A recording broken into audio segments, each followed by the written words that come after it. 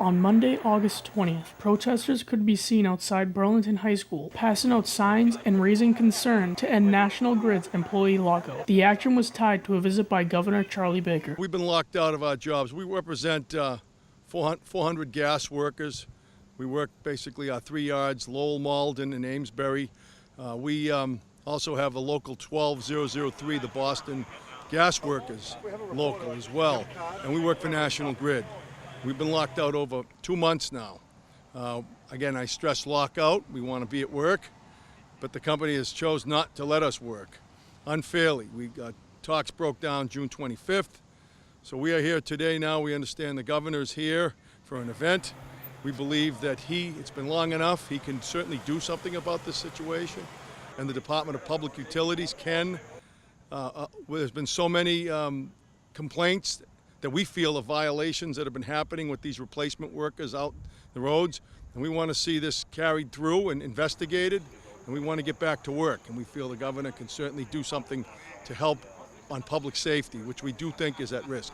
The unemployed workers have spoke to National Grid about the current situation with the lockout, and negotiations are currently at a standstill. Right now, we are talking, but the company has not changed its position at all, which is very serious concessions on health care, medical insurance, and benefits for new hires, pensions, retiree medical benefits, sick time.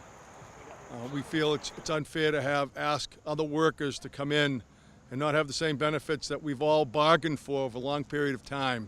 And this company just wants to come in and just take. One of the biggest concerns at the lockout was the public's safety. National Grid has been hiring less experienced replacement employees, which has been putting the public at risk, as the new employees do not have the institutional knowledge to safely work on the gas lines. I have 31 years experience. A lot of us, we have experience. We're not beholden to any other factor other than doing our jobs and doing them safely, doing it well.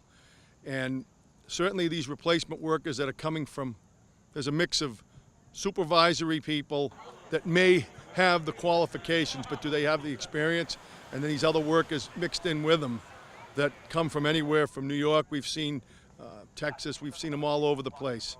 So we certainly feel that the experienced workers, for us to do our jobs, not happening. We spoke with the representative from National Grid and asked about the current situation with the lockout. They said, "We are committed to fair negotiations that result in a contract that gets our employees back to work as soon as possible. National Grid has communicated to the unions that we remain willing to meet 7 days a week to reach an agreement on all outstanding issues." They also addressed the concerns raised in regards to replacement employees, saying, "Our crews have been safely working on the gas lines for the past 9 weeks.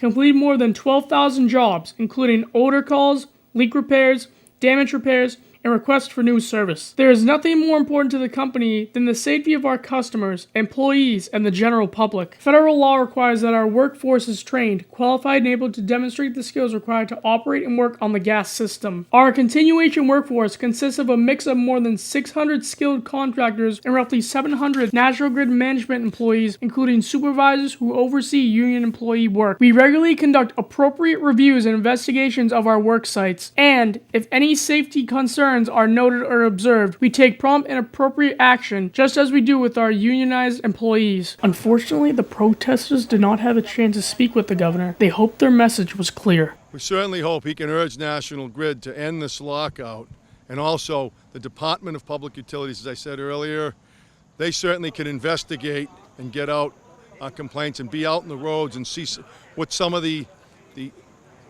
risky behaviors that the company seems to have done that we had complaints. We're over 25 complaints now. Certainly certain unsafe practices, we feel that, he could do something. From Burlington High School, I'm Robert Paris for BNEWS Weekly.